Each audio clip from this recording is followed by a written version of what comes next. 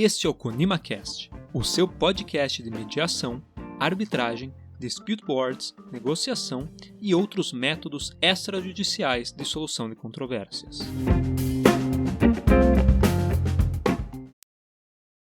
Olá a todos. Estamos aqui com muita honra e com muita alegria com a Gabriela Asmar, que é a nossa grande inspiradora nessa trajetória da mediação há tantos anos.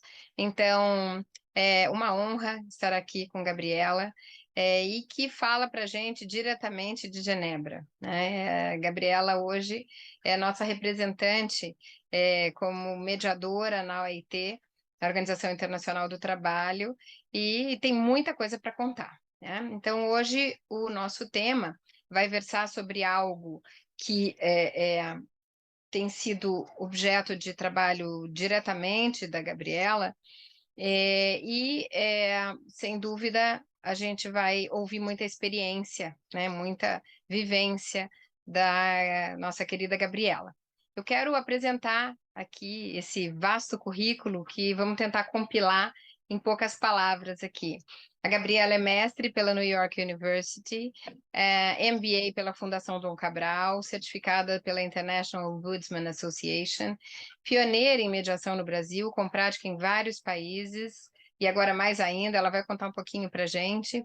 Professora convidada em diversas instituições, é Senior Fellow da Weinstein International Foundation, originalmente parte do GEMS Foundation, nos Estados Unidos, pertence ao painel internacional de mediadores do CPR, nos Estados Unidos, e foi o primeiro nome brasileiro mencionado no Who's Who Commercial Mediation.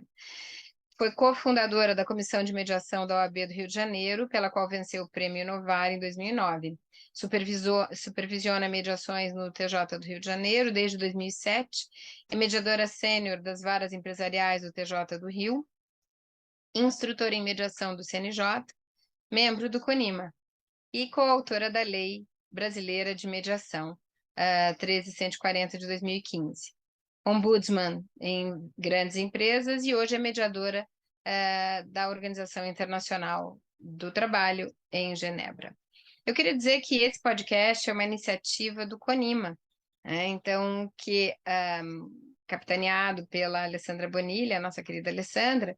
Então, nós estamos fazendo uma série de podcasts para tratar de temas que são de relevância para o mercado e também para os estudantes em mediação.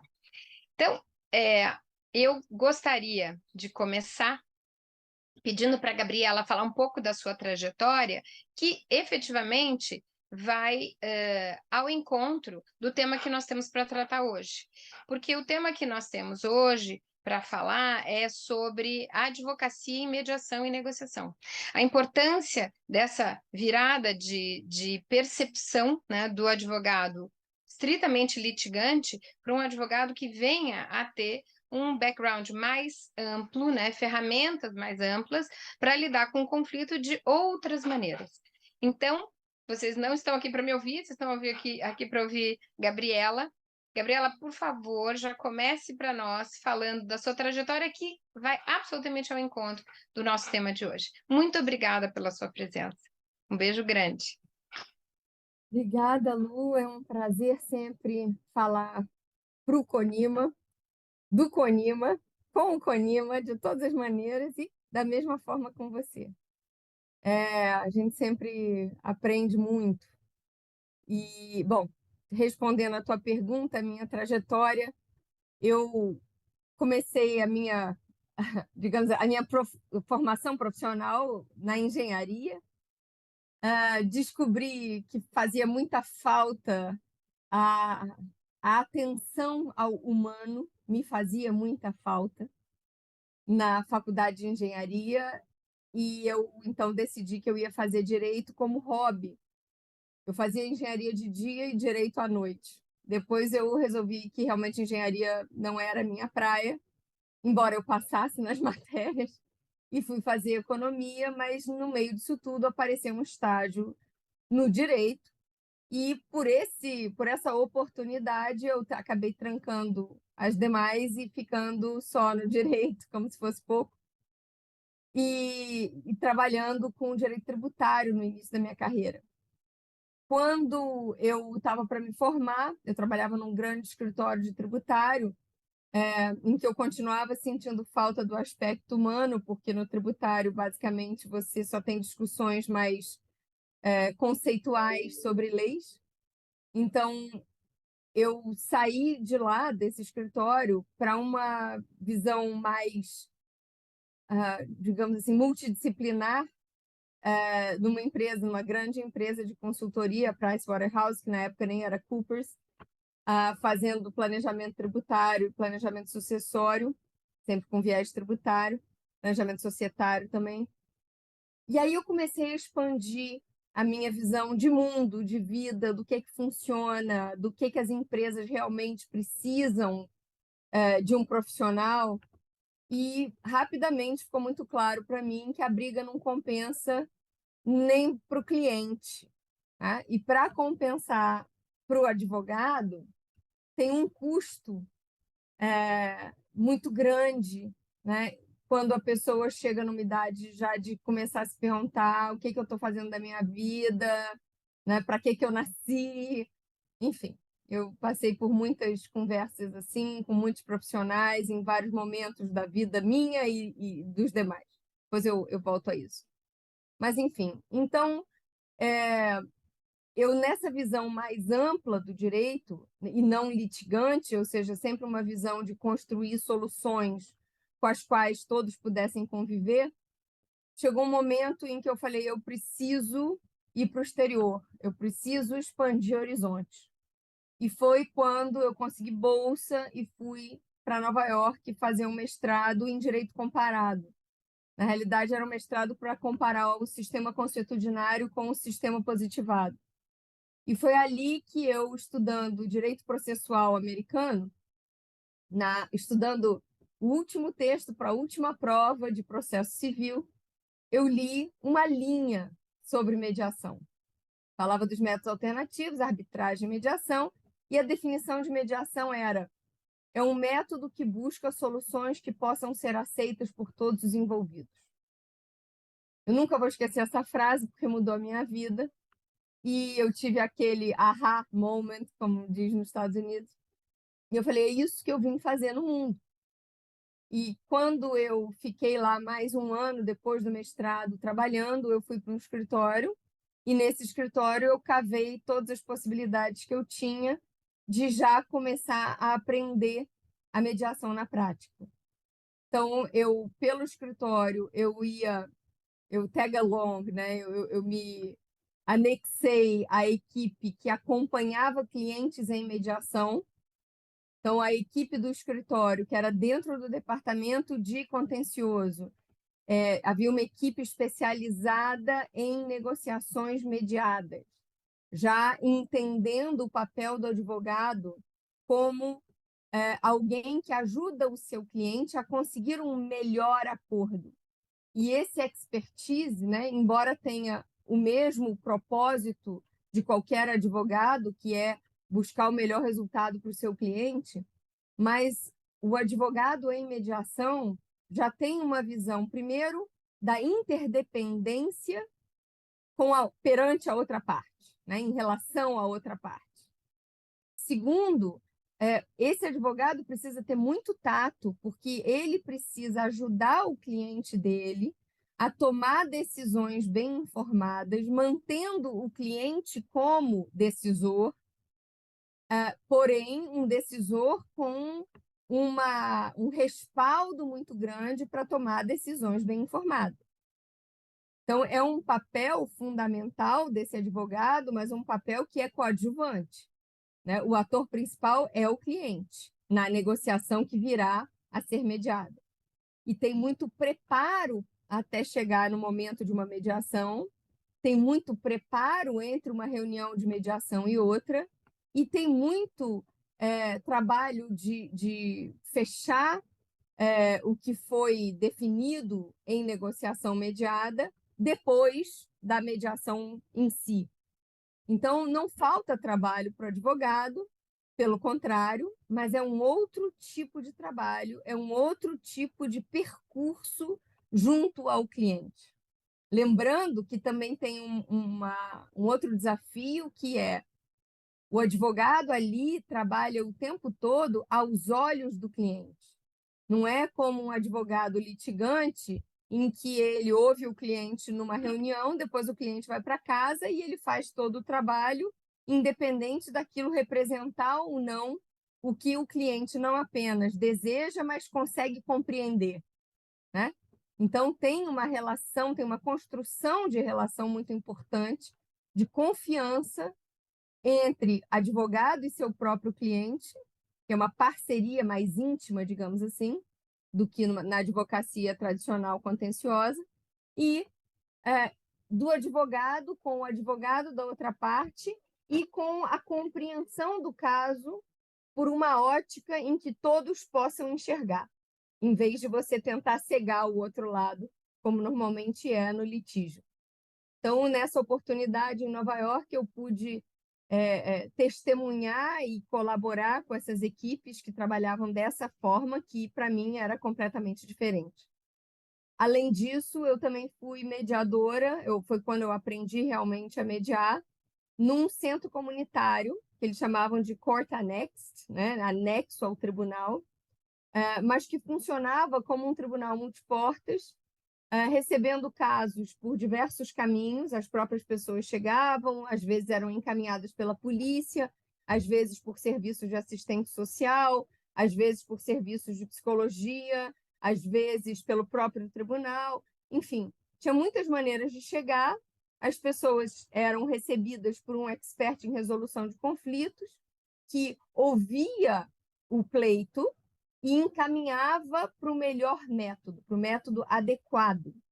Isso é o que Harvard chamou de tribunal multiportas, um modelo interessantíssimo. Eu fazia, então, a parte de mediação e era já, na minha vida, um embrião do que um ombudsman faz, que é muito parecido com esse filtro, só que o ombudsman é eu brinco dizendo que o ombudsman é um ornitorrinco da resolução de conflitos, porque tem partes de vários animais, mas é um animal em si, né? E sempre com o objetivo de conseguir a solução o mais pacífica e construtiva e eficaz possível, porque não é só sobre resolver o problema individual, mas sim sobre resolver o problema na causa, para evitar novos problemas. Bom, mas enfim, mas isso já é um salto enorme aí no meu caminho. Então, lá nos Estados Unidos, foi essa experiência que eu pude ter. Voltei para o Brasil para trabalhar no escritório de advocacia, com a parte mais societária. E, algum momento depois disso, eu fui ser advogada interna, que é o que eu realmente amo. Eu amo trabalhar dentro das empresas. Eu trabalhei muitas vezes, em muitas etapas da minha vida, como mediadora ad hoc, mas eu prefiro mesmo trabalhar do início ao fim. Quando você trabalha dentro de uma empresa, você não adianta só parir Mateus, né? Você vai carregar Mateus, né? Embalar Mateus, alimentar Mateus, né? Isso fazendo aqui uma analogia ao quem pariu Mateus que o embale, né? Então, quando você trabalha dentro das empresas, você vê todo o ciclo, né? Desde o primeiro momento em que o conflito é jovem e vai buscar uma solução, a construção da solução, que às vezes é curta, às vezes é muito longa. Hoje mesmo eu estou saindo de uma mediação que já teve várias etapas e que agora está indo para uma que tudo indica que será a derradeira, mas já foram algumas. E a cada uma das anteriores, né, havia uma expectativa de ser a última, então o jogo só termina quando acaba. Mas você, vivendo dentro das empresas, você consegue ver esse início, o desenrolar, e depois que realmente o conflito é superado, os frutos muito mais doces que se pode colher do que quando você arranca o fruto verde demais da árvore, porque o relógio está bipando lá o timesheet, e aí você precisa, muitas vezes, acelerar um processo de maturação porque senão fica insustentável para as partes, e isso também não pode acontecer.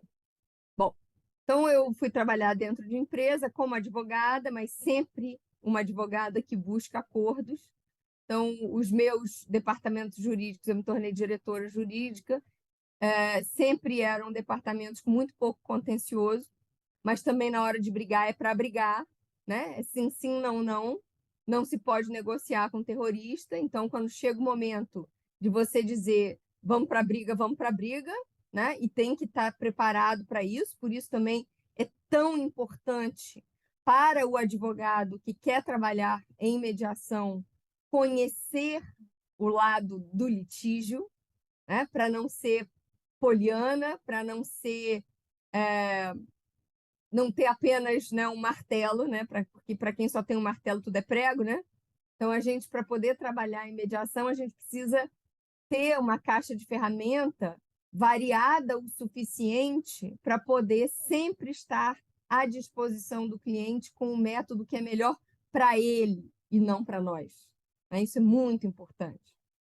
Então, eu, quando diretora jurídica, eu sempre procurava a negociação, a mediação.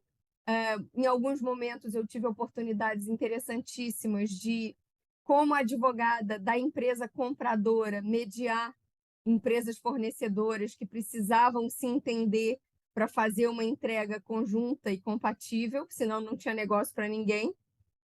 E isso também, obviamente, se beneficiou muito da experiência de planejamento tributário, societário e sucessório, né? Então, nesse momento, para construir um acordo entre as empresas que eram concorrentes em algumas áreas, mas complementares em outras, foi muito útil.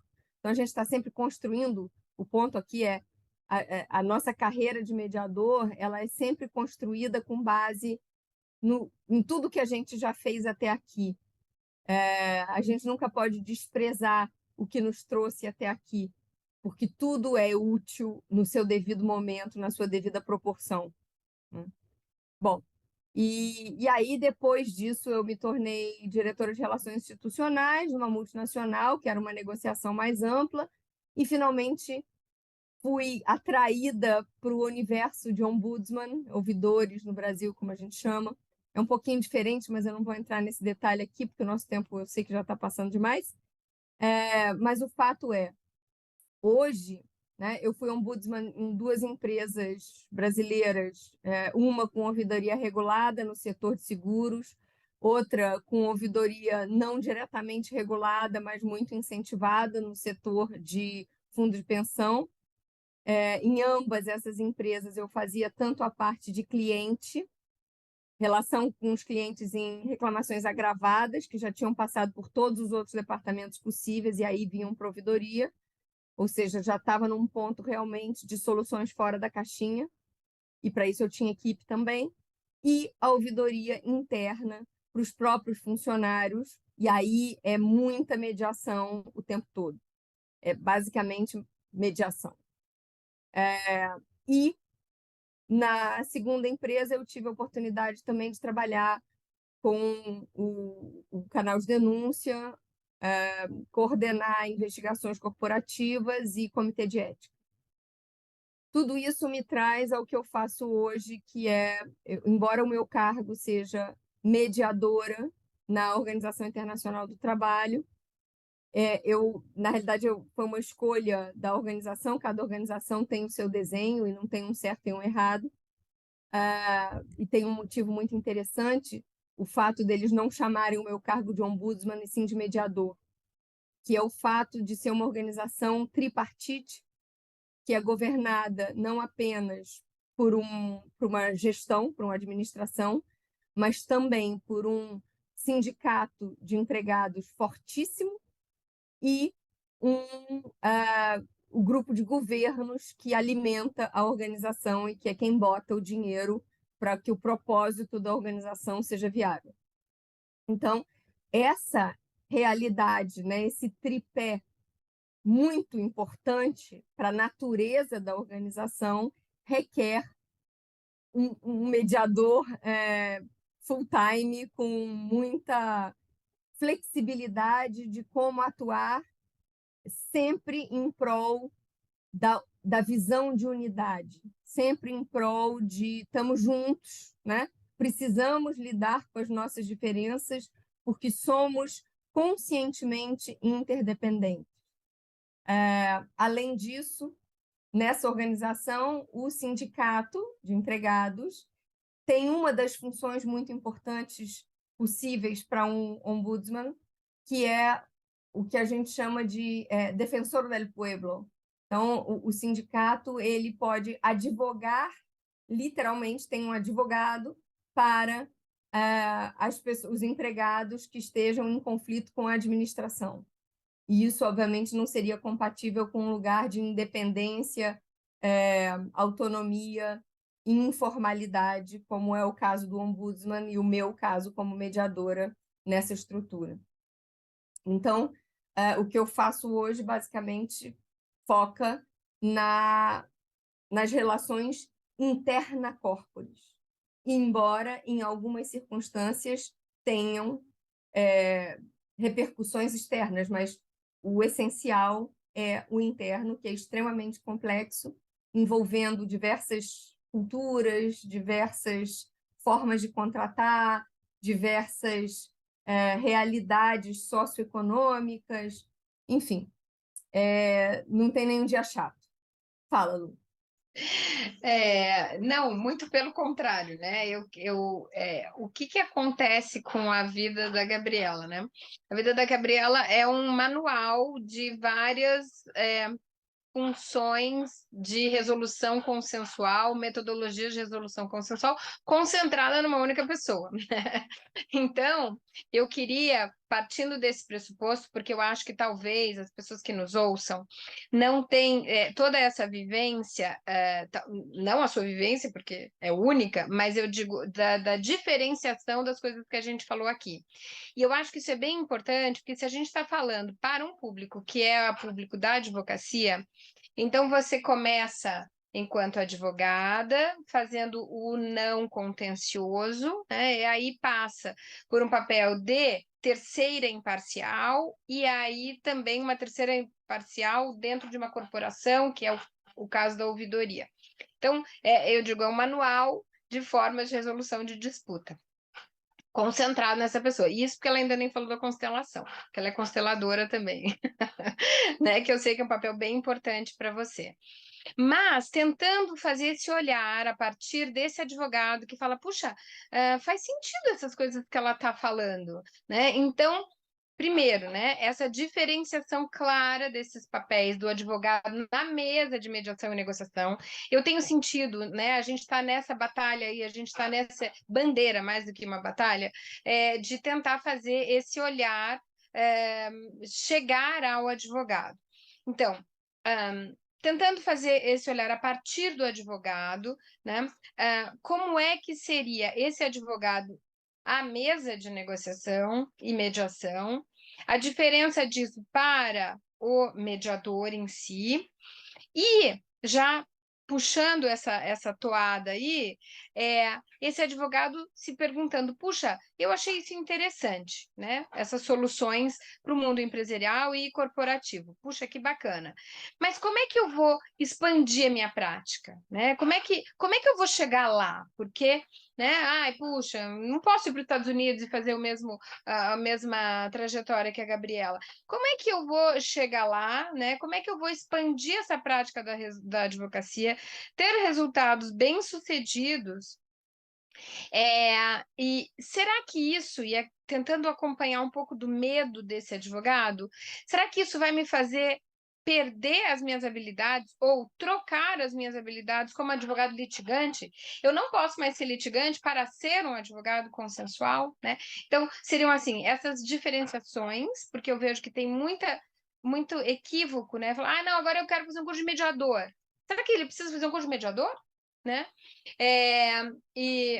Então, essas diferenciações, a possibilidade da expansão da prática, né?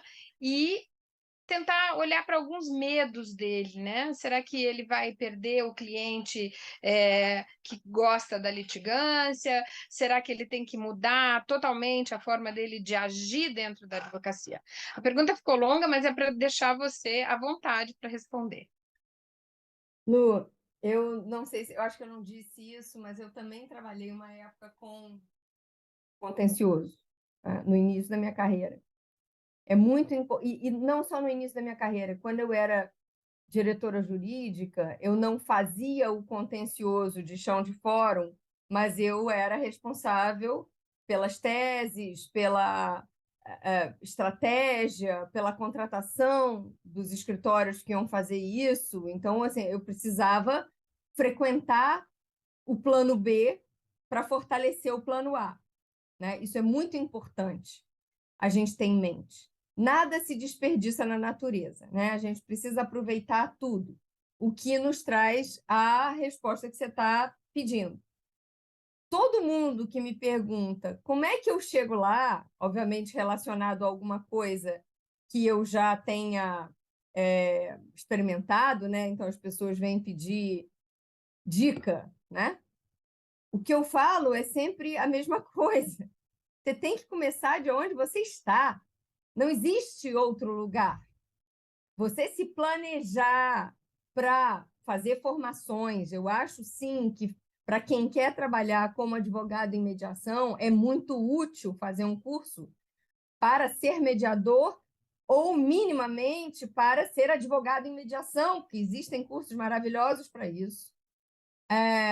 Eu acredito que haja pessoas, eu conheço pessoas que têm um dom natural para a busca de espaço comum, né? Common ground, como a gente fala em inglês. Em português fica meio esquisito falar espaço comum, mas enfim, uma interseção, né?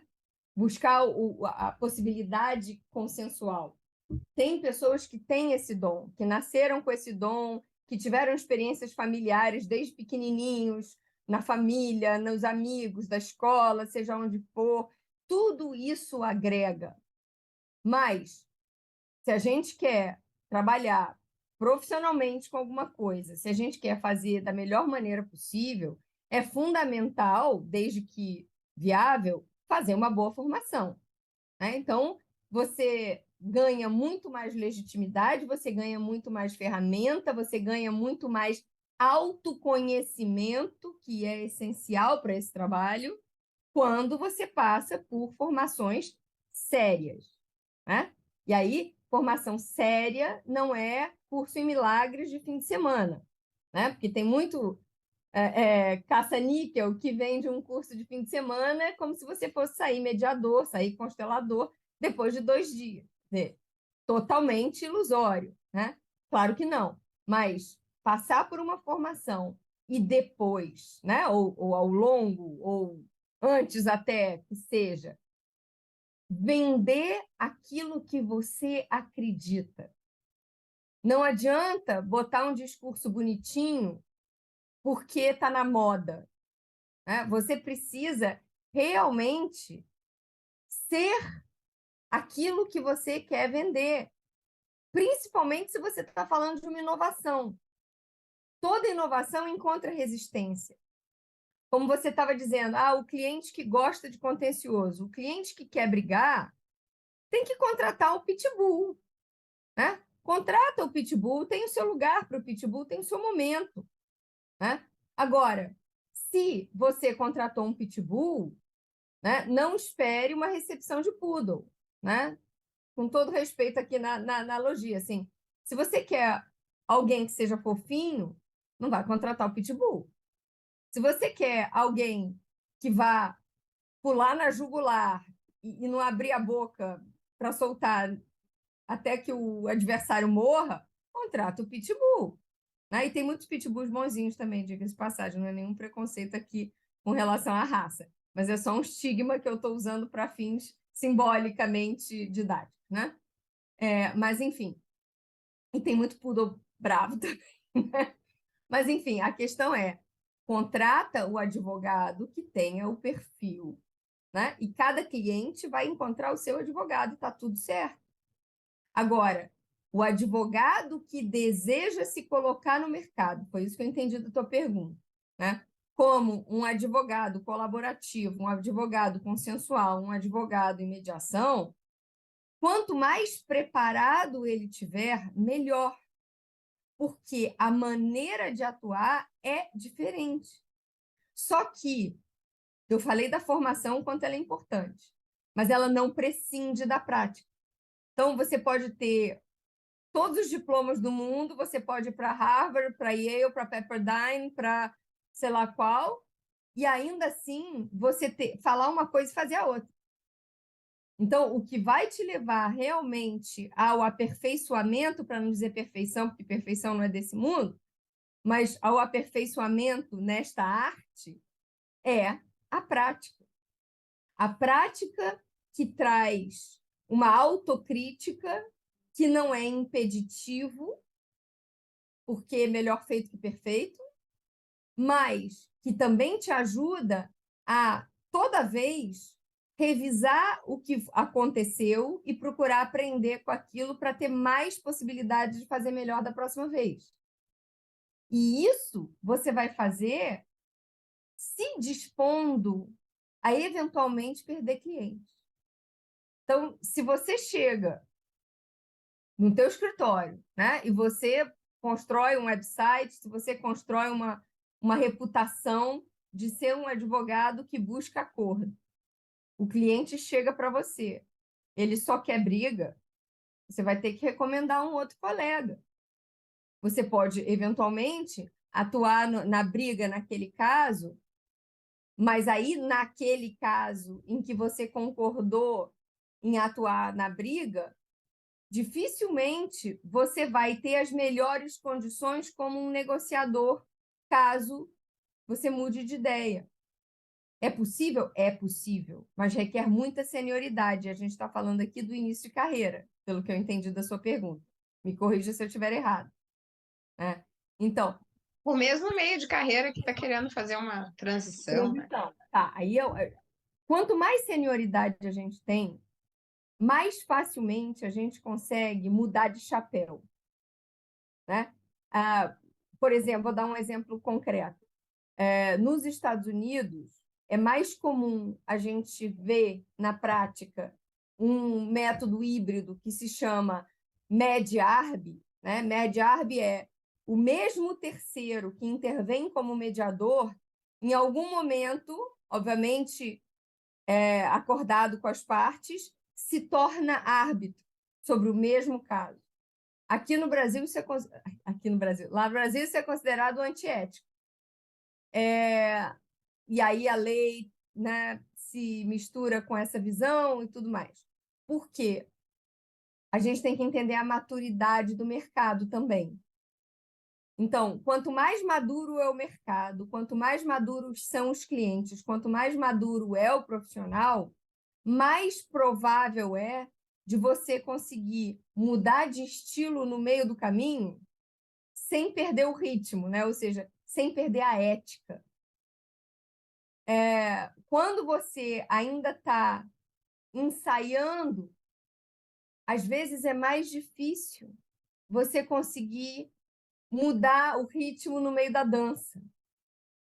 Porque você já se revestiu, você já vestiu a armadura do primeiro ritmo. Né? E aí, para mudar, você tem que ter muita habilidade. Esse é o ponto. Mas você pode ter clientes que você atende como contencioso e clientes que você atende para um objetivo consensual. Você pode, como muitas pessoas hoje em dia fazem na advocacia colaborativa, e acho que você sabe mais disso do que eu, você pode começar a ser contratado com o compromisso do acordo, que é a essência do advogado colaborativo. Então, o seu interesse ser como profissional remunerado, ser diretamente relacionado ao acordo. E se o acordo não vingar, o cliente tem que contratar outro advogado para então fazer a etapa do litígio. Isso é outra modalidade de trabalhar. Né? Ou seja, Todas as modalidades e as misturas delas, os híbridos, são possíveis, mas não em todos os casos, não para todas as pessoas, não de qualquer maneira. Tudo precisa ser, e eu acho que isso vem muito dessa essência da mediação. O combinado não sai caro, né? Eu digo sempre que surpresa só é bom quando são flores ou chocolate. E mesmo flores ou chocolate, às vezes a gente precisa adaptar às situações específicas. Porque o cliente precisa saber com o que ele conta em relação ao advogado. O advogado precisa trabalhar para o cliente, não apesar do cliente, principalmente o advogado que quer estar num ambiente colaborativo. E tudo isso vem atrelado a um contrato de honorários, né, que precisa ser adequado ao propósito ao qual o advogado se propôs e o cliente criou expectativa. Então, tudo isso precisa ser muito consciente. Sendo consciente, tudo se pode organizar. Deixa eu fazer uma pergunta aqui, e aí eu acho que se você quiser, eu sei que você está com esse probleminha técnico aí, enquanto então eu faço a pergunta aqui, se você quiser resolver esse probleminha técnico. Não, é só a luz de cima, tá tudo certo. Eu sei. Então, deixa eu fazer uma última pergunta aqui, que a gente já está running out of time. Então, aqui a ideia é a seguinte, né? Por que eu deveria, ou eu poderia, ou eu gostaria de mudar para esse perfil não litigante? E será que dá para ganhar dinheiro com isso também? Porque eu acho que essa é uma grande preocupação, né? Então, assim, às vezes a pessoa acha legal, mas fala, mas é o que eu sei fazer, o meu ofício é esse, até porque na faculdade ele não aprendeu outra coisa. Ou na maioria das faculdades. Então, assim, por que eu deveria fazer essa transição ou aumentar esse meu portfólio? Eu estou bem assim, né? Então, vamos falar em termos de Brasil e de mundo. Por que ele deveria mudar? E dá para ganhar dinheiro com isso? Bom, eu vou ter que falar muito rápido, né, sobre uma resposta que dava mais do que a meia hora que a gente já falou. O podcast inteiro, né? Pois é, mas muito zipadamente, o que eu diria é o seguinte: o mundo muda. E se a gente não muda junto com o mundo, a tendência é que a gente vai se tornar obsoleto. O judiciário, per se, não é sustentável. A carreira do advogado, que depende de um resultado, de um processo que vai demorar 5, 10, 20 anos, quanto tempo leva para esse advogado começar a ser sustentável? Né? O acordo vai demorar 2 meses, 6 meses, né? Um acordo muito complexo. Né? Então, isso já é um indicador meio óbvio. Mas também tem uma questão de propósito de vida e uma questão de paz interpessoal e pessoal. Né? O advogado que deixa de trabalhar com litígio e que sempre vai ter cliente para o litígio também, né?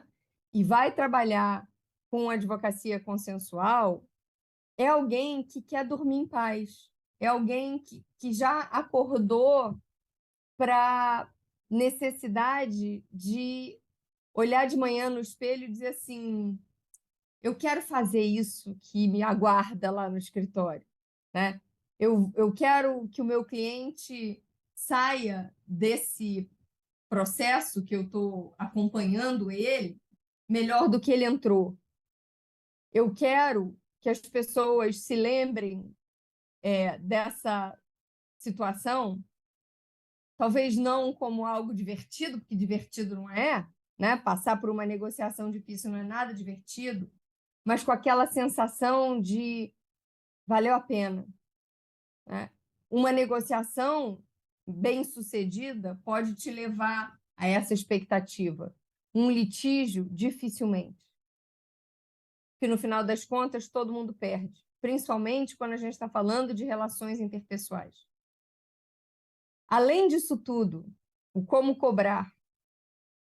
Eu gosto de contar a historinha, que eu vou hiperzipar aqui, do navio que quebrou, né, no meio do mar, com uma carga perecível, e chamaram todos os técnicos e ninguém conseguia resolver.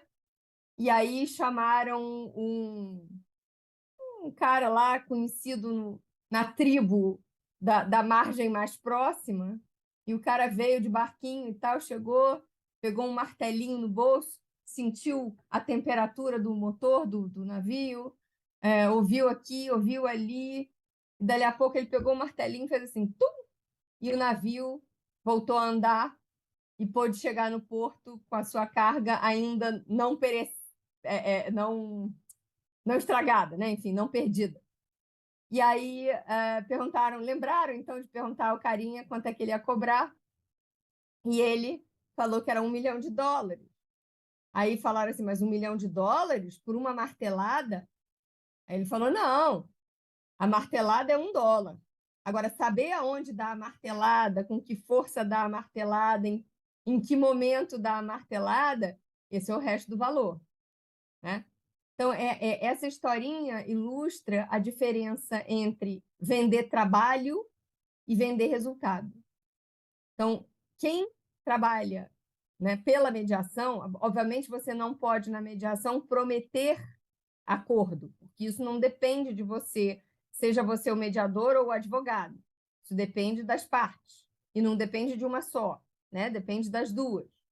Mas você vai colocar os seus melhores esforços e tudo indica que as chances de acordo, uma vez iniciada uma mediação, são muito grandes. O difícil é começar, né?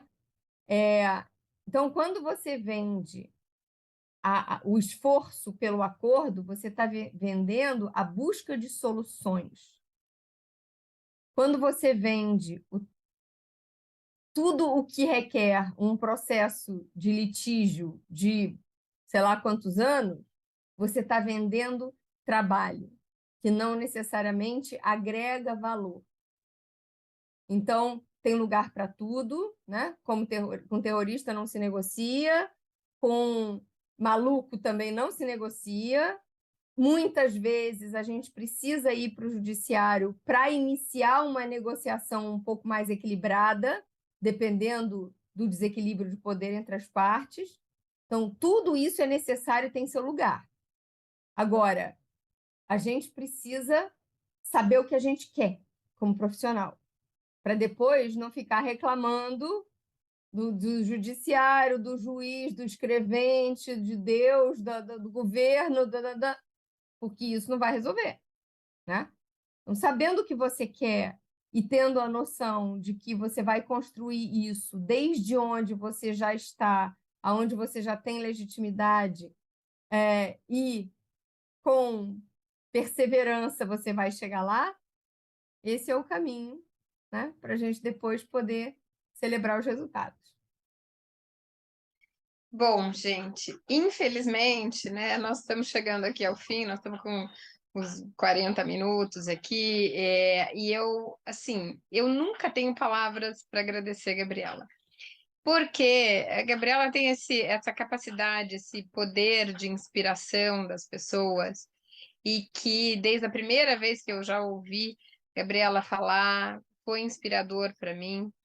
E o motivo de chamá-la hoje aqui é porque a gente tem, eu e ela, né? Nós temos aí essa visão muito clara que essa é realmente uma missão nossa, que é informar e inspirar antes que, ou mais que informar, mas inspirar essa nova geração de advogados. E essa nova não quer dizer que porque ele está começando carreira, mas é uma nova porque é uma nova visão que o próprio advogado de meio de carreira, de final de carreira, fala: puxa, fiquei inspirado por isso, é isso que eu quero para mim.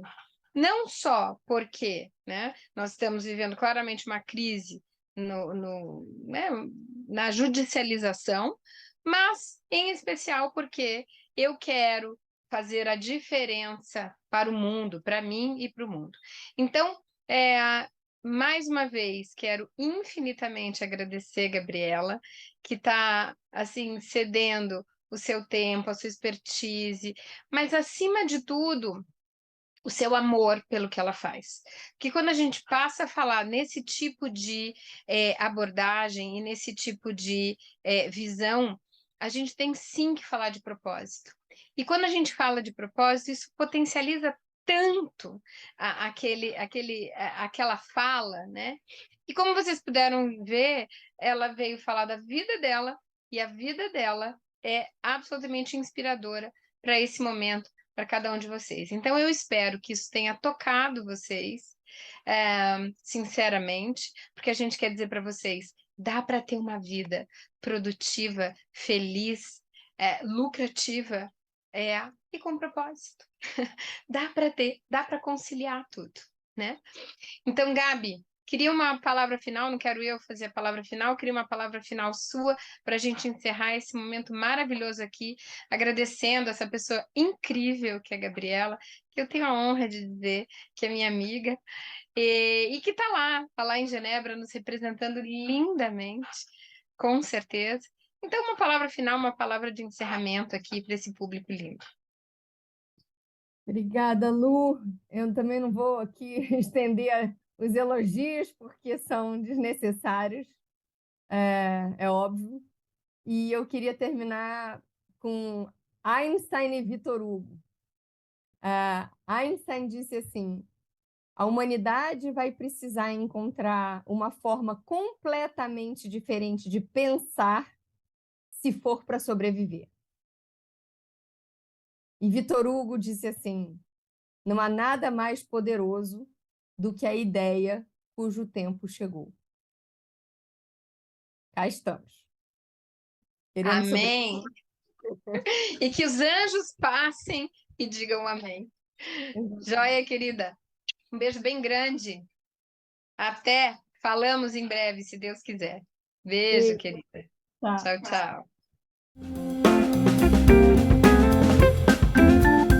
E este foi mais um ConimaCast, uma iniciativa do Conselho Nacional das Instituições de Mediação e Arbitragem. Entre em contato através das nossas redes sociais, Instagram, Facebook, LinkedIn e YouTube, ou mesmo através do WhatsApp, disponível no site do Conima, www.conima.org.br. Nos encontramos no próximo episódio.